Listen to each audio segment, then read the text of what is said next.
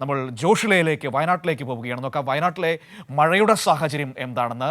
ജോഷില, വയനാട്ടിൽ നമ്മൾ രാവിലെ സംസാരിച്ചപ്പോൾ ചാറ്റൽ മഴയായിരുന്നു. ഇപ്പോൾ കുട ചൂടേണ്ട സാഹചര്യത്തിലേക്ക് കാര്യങ്ങൾ മാറുകയാണോ? ഇന്ന് ഏത് മുന്നറിയിപ്പാണ് വയനാട് ജില്ലയിലുള്ളത്? ജില്ലയുടെ പൊതുവായ സാഹചര്യം എന്താണ്?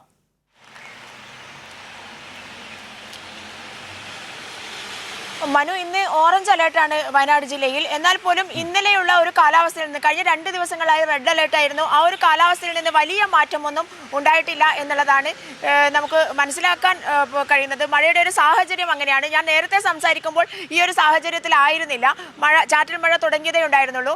മനു നേരത്തെ പറഞ്ഞതുപോലെ ചൂട് കൂടിയ സ്ഥലങ്ങളിൽ നിന്നും ആളുകൾ നൊസ്റ്റാൾജിക് ഫീലിംഗ് എന്ന് പറയുമ്പോൾ ഇവിടെ ഭയമാണ്. കാരണം മഴ മാറി നിൽക്കുന്ന ഒരു സാഹചര്യം ഇതുവരെ ഉണ്ടായില്ല. കഴിഞ്ഞ കുറേ ദിവസങ്ങളായി മഴ മാറി നിൽക്കുന്ന ഒരു സാഹചര്യം ഉണ്ടായിട്ടില്ല എന്നുള്ളതാണ്.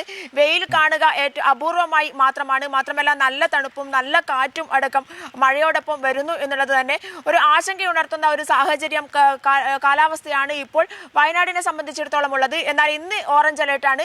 ഇന്നലെ 27-ാം തീയതിയും 28-ാം തീയതിയുമുള്ള മഴയുടെ കണക്ക് വെച്ച് ഏറ്റവും കൂടുതൽ മഴ ലഭിച്ചിട്ടുള്ളത് ലക്കിടിയിലാണ്. 180 മില്ലിമീറ്ററോളമാണ് മഴ ലഭിച്ചിട്ടുള്ളത്. അതേസമയം തന്നെ വയനാട് ജില്ലയിൽ ഇന്നലെ 18 ക്യാമ്പുകൾ തുറന്നിരുന്നു. എന്നാൽ അത് ഇന്നേക്ക് 17 ക്യാമ്പുകളായി കുറഞ്ഞിട്ടുണ്ട്. ചിലരെ വീടുകളിലേക്ക് തന്നെ മാറ്റിയിട്ടുണ്ട് എന്നുള്ളതാണ്. അത് മഴയുടെ ഒരു സാഹചര്യം നോക്കി മാറ്റിയതാണ്. ചിലയിടങ്ങളിൽ അപകടകരമല്ലാത്ത ഒരു സാഹചര്യം വരുന്ന ഒരു സമയത്ത് മാറ്റിയതാണ്. ആകെ 674 ആളുകളാണ് ഇപ്പോൾ വിവിധ ഇടങ്ങളിൽ ക്യാമ്പുകളിലായിട്ടുള്ളത്. അത് സുൽത്താൻ ബത്തേരി താലൂക്കിലും അതുപോലെ തന്നെ വൈത്തിരി താലൂക്കിലും മാനന്തവാടി താലൂക്കിലുമാണ് അത്തരത്തിൽ ആളുകളെ ക്യാമ്പുകളിലേക്ക് മാറ്റിയിട്ടുള്ളത്. ഇന്നലെ രാവിലെ നമ്മൾ മേപ്പാടിയിലേക്ക് പോയതാണ്. മേപ്പാടിയിൽ ചൂരൽമലയിൽ പുന്നപ്പുഴ അതിശക്തമായി ഒഴുകാൻ തുടങ്ങിയിരിക്കുന്നു എന്നുള്ളതാണ് നമുക്ക് കാണാൻ കഴിഞ്ഞ കാഴ്ച. നല്ല കാറ്റടിക്കുന്നുണ്ട് അവിടെ.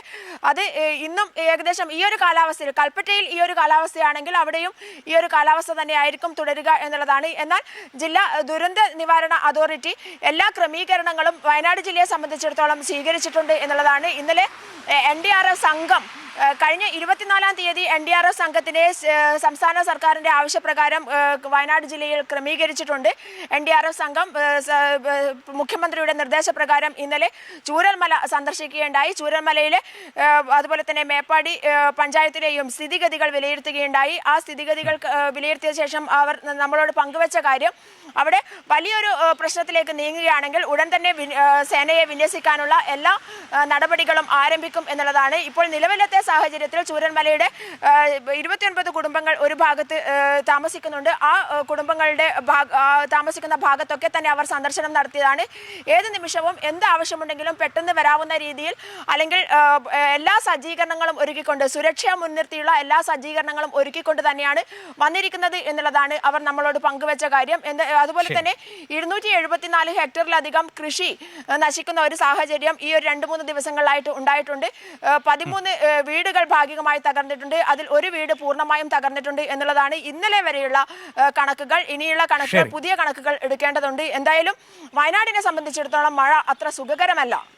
മനു, ശരി, ജോഷില പറഞ്ഞതുപോലെ വയനാടിനെ സംബന്ധിച്ച് മഴ അത്ര സുഖകരമല്ല. ഇങ്ങനെ നിന്ന് പെയ്യുമ്പോൾ ഓർമ്മയുണ്ടാകും നമ്മുടെ മനസ്സിലല്ലേ? ചുരൽമലയും മുണ്ടക്കയും ഒക്കെ നമ്മുടെ മനസ്സിൽ ഇങ്ങനെ വേദനിപ്പിക്കുന്ന ഓർമ്മകളായി ഇപ്പോഴും നിൽക്കുന്നുണ്ട്. ചുരൽമലയിലൊക്കെ ഇപ്പോഴും ഒരുപാട് ആളുകൾ താമസിക്കുന്നുണ്ട്. നേരത്തെ അപകടമുണ്ടായ സ്ഥലത്ത് നിന്ന് മാറിയിട്ടാണെങ്കിൽ പോലും. പക്ഷേ ഓരോ മഴ ഇങ്ങനെ തുള്ളിയായിട്ട് പെയ്തിറങ്ങുമ്പോഴും അവിടുത്തെ മനുഷ്യരുടെ മനസ്സിൽ പെയ്യുന്നത് തീയായിരിക്കും. ആ ഓർമ്മ നമുക്ക് എല്ലാവർക്കും ഉണ്ടാകണം. എന്തായാലും ദുരന്ത നിവാരണ സേനയൊക്കെ അവിടെ വിന്യസിച്ചിട്ടുണ്ട്. എന്താവശ്യമുണ്ടെങ്കിലും വെളിപ്പുറത്ത് ആളുകളുണ്ട് എന്നതും വളരെ പ്രധാനപ്പെട്ട മറ്റൊരു കാര്യം തന്നെയാണ്.